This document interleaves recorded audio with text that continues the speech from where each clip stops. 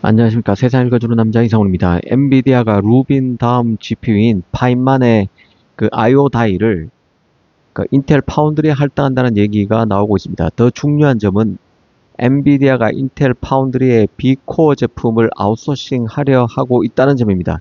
이 차세대 게이밍 GPU가 이 인텔과의 파운드리 계약에 포함될 가능성이 언급되고 있는 상황입니다. 여기서 이런 질문도 가능할 것 같은데요. 삼성이 엔비디아 칩을 맡을 가능성은 아, 항상 설로만 그치는 건가? 이런 질문 말입니다. 삼성 파운드리는 매번 조연만 맡을 것인가? 이런 질문 말인데요. 엔비디아와 실제 삼성 파운드리가 링크될 가능성은 없는 건가? 엔비디아가 인텔 지분을 일부 가져가더니 결국 인텔의 저부가 다이를 맡기려는 분위기입니다. 이런 상황에서 삼성 파운드리의 엔비디아 칩 수주 가능성을 한번 생각해 보겠습니다. 일단 그 최근 흘러나오는 소식만 보면 삼성 입장에서 보면 김이 새는 소식이죠. 더 나가면 뼈아플 수도 있는 소식입니다. 지금 그 엔비디아가 파인만 아키텍처의 IO 다이를 인텔 18옹스트롱 혹은 14옹스트롱 1.4나노 공정에 맡기고 B코어 및 그 차세대 게임 GPU까지 인텔 파운드리와 연결하려는 움직임이 감지되고 있습니다. 이는 그 만약 현실화된다면 반도체 지형도에 큰 변화를 시사하는 것입니다. 이게 진짜 현실이 되면 엔비디아가 인텔에 손을 내민 것이고 이건 단순히 기술력 때문만은 아니라 정치적, 전략적 계산이 깔려 있는 조치로 볼 수 있을 것입니다. 이 메이드 인 USA 압박에 젠슨 항이 움직인 것으로 보는 게 합리적인 추론인데요. 트럼프 행정부의 자국 우선주의 정책 하에서 엔비디아는 미국 내 생산 기지가 절실합니다. 인텔은 미국 본토에 거대한 팹을 가진 대안이 될 수 있는 파운드리죠.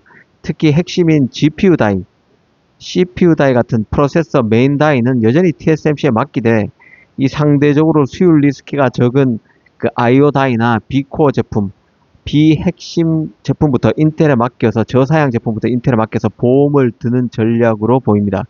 더구나 지난해인 2025년 9월에 엔비디아는 인텔에 50억 달러를 투자했죠. 주요 주주가 된 시점부터 이미 물량 몰아주기는 예견된 수순이라는 견해가 지배적이었습니다. 이게 현실화됐다고 볼 수 있는 것이죠. 삼성 입장에서 보면 엔비디아가 파운드리 파트너로 고려하고 있는 옵션 중에서 우선순위에서 밀린 것은 사실로 보는 게 맞을 것입니다. 이 소식이 맞다면 TSMC 다음이 인텔이고 인텔에도 밀려서 삼성이 3순위로 내려앉은 것으로 볼 수도 있는 것이죠. 하지만 기회 요인은 여전히 살아있다는 판단입니다. 사실 그 이번에 인텔이 가져간다고 소개된 아이오다이는 수익성 측면에서만 보면 껌값에 가까운 저사양 제품입니다. 엔비디아가 인텔에 물량을 주는 것은 기술력 때문이라기보다는 미국 정부로부터 눈치가 보이는 것이고 또 보조금도 타내기 위해서 이런 결정을 하고 있다고 보는 게 합리적인 추론입니다.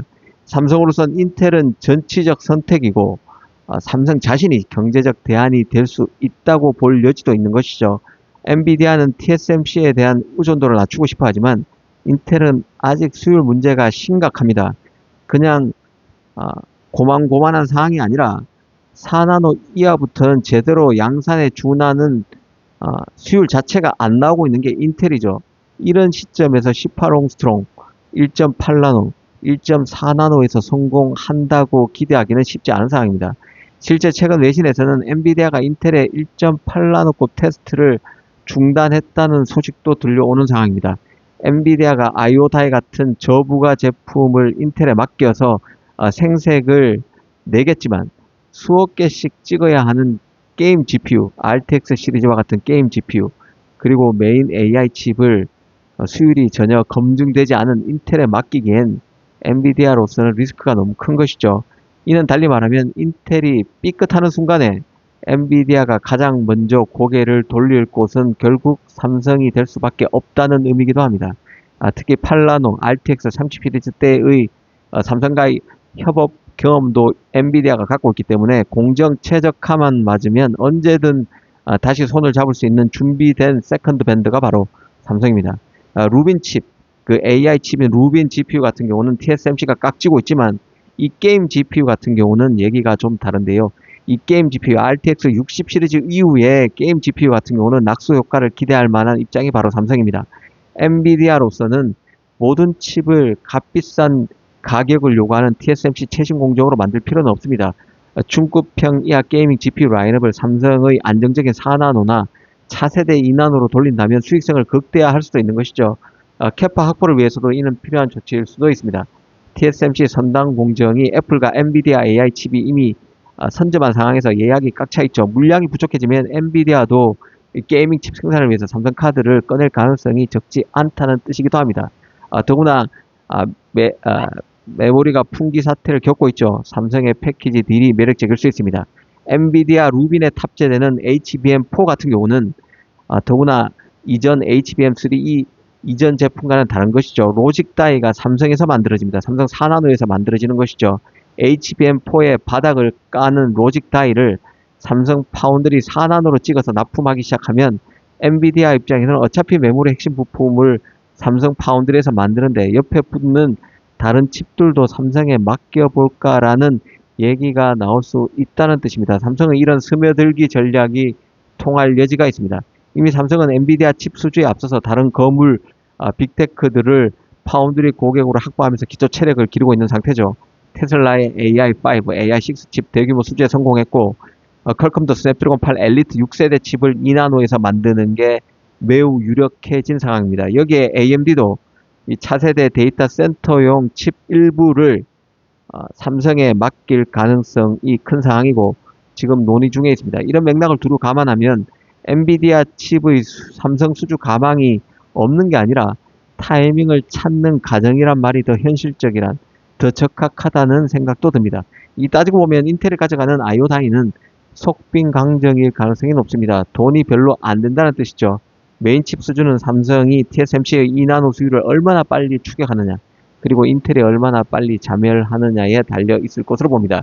인텔 주변을 둘러싼 분위기나 정황상 엔비디아가 인텔에 실망하고 다시 삼성의 게이밍 GPU라도 좀 찍어줘 라고 손을 내밀 가능성은 여전히 절반 50% 이상이라는 생각입니다. 엔비디아는 특정 업체, 이 TSMC에 종속되는 것을 극도로 꺼리죠. 인텔이 만약 1.4, 1.8나노 공정에서 수율 확보에 실패하거나 양산 일정이 더 늦춰진다면 엔비디아는 즉시 검증된 생산 능력을 갖춘 삼성으로 고개를 돌릴 수밖에 없습니다. 현재 엔비디아 행보는 미국 내 공급망 확보를 위한 인텔과의 링크 그리고 최고 성능 유지를 위한 TSMC와의 링크 이 투 트랙으로 가져가고 있습니다. 삼성이 이 틈바구니 속에서 살아남으려면 결국 인텔보다 나은 수율은 기본이고 HBM4를 앞세운 메모리 파운드리 통합 솔루션에서 압도적인 효율을 증명할 필요가 있습니다. 삼성이 이제 단순 제조가 아니라 메모리 파워를 등에 업은 패키지 딜로 승부를 봐야 하는 시점에 도달해 있다는 생각입니다. 감사합니다.